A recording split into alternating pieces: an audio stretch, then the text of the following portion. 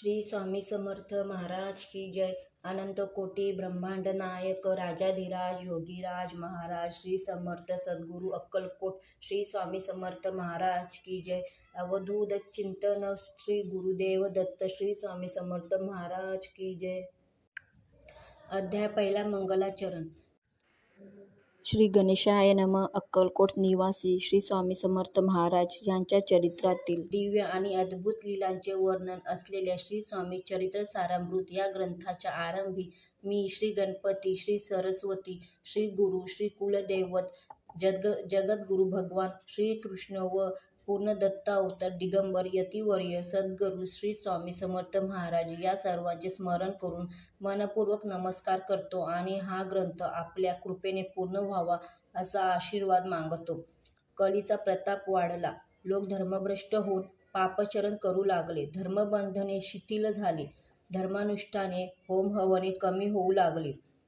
नास्तिक वेदवचने मानिनासे झाले. अधर्मीयांना भय उरले नाही. त्यामुळे कला विद्यांचा अस्त होऊ लागला. ऐहिक भोगावासना बळावल्या. त्यामुळे परमार्थ सुटला. आर्यपुत्र वैभवहीन होऊन दुःख भोगू लागले आणि हे सर्व सहन न होऊन भूमी हाय हाय करीत संतापाने सुखारे टाकू लागली. कलियुगाच्या अशा या कठीण व खडतर कालखंडात लोक अतिशय भ्रष्ट झाले. स्वधर्माला विसरले.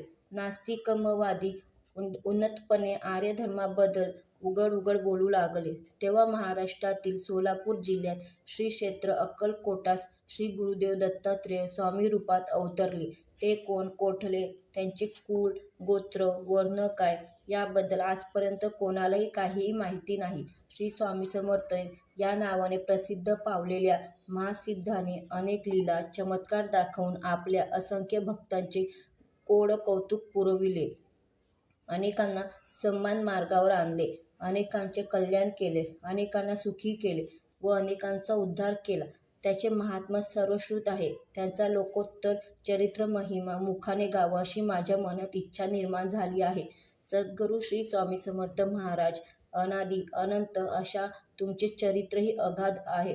ते महान चरित्र मी अज्ञानी अल्पमती बालक कसे वर्णन करू. म्हणून तुमचे हे पवित्र कार्य तुम्हीच पूर्ण करून घ्या अशी मी तुम्हाला विनंती करतो. तेव्हा प्रसन्नचित्त श्री स्वामींनी हा ग्रंथ सिद्धीस जाईल असा आशीर्वाद दिला. श्रोतजनो हो, श्री स्वामींचे चरित्र हे अमृतासारखे गोड व श्रद्धाभक्ती वृद्धिंगत करणारे आहे.